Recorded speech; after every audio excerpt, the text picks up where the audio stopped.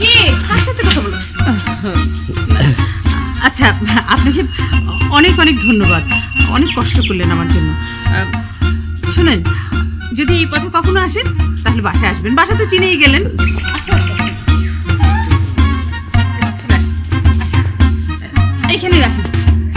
এটা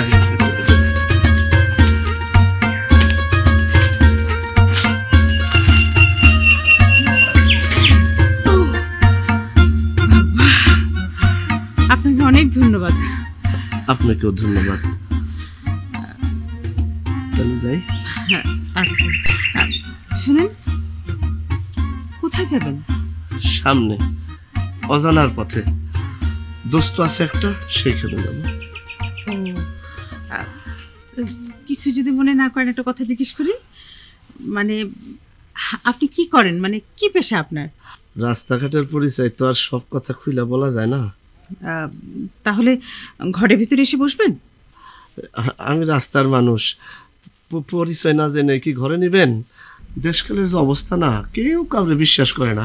এই ধরেন, আমি আপনারে বিশ্বাস করি না, আপনি আমারে বিশ্বাস করেন। কে কার সাথে কথা বলো? আচ্ছা, আপনাকে অনেক অনেক ধন্যবাদ, অনেক কষ্ট করলেন আমার জন্য।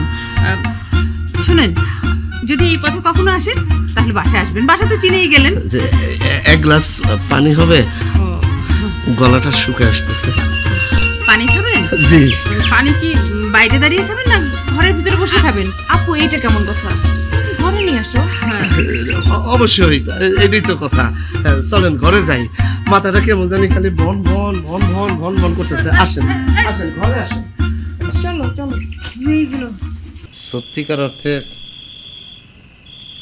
যাকে নিয়ে সংসার করতে চাই এরকম কাউকে খুঁজে পাইনি। মানুষ খুঁজে পাওয়া কি এতই কঠিন? কঠিন, খুবই কঠিন। একজন মানুষের জীবনের সবচেয়ে কঠিন কাজ হলো একজন মানুষ খুঁজে পাওয়া।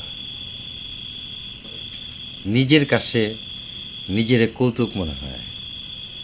আমি নলগঙ্গা মান্দাই, এর বাইরে আমার কোনো পরিচয় নেই। আমি মন্দিরে গেলেও না, পূজা করলেও না। আমি তো বড় জাতের হিন্দুদের স্বীকৃতি পেতে পারি না। আমি ব্রাহ্মণ হতে পারি না, আমি পুরোহিত হতে পারি না। আমার চারপাশে যে মুসলমানরা আছে তাদের করুণা ছাড়া আমার আর কিছু চাওয়া উচিত না। আমি বাংলাদেশের, কিন্তু সংখ্যাগুরু বাঙালিদের কেউ নই। মানব সভ্যতায় ক্ষয়ে যাওয়া প্রায় নিশ্চিহ্ন একটা গোত্রের সম্ভবত শেষ প্রজন্ম আমি নলগঙ্গা মান্দাই।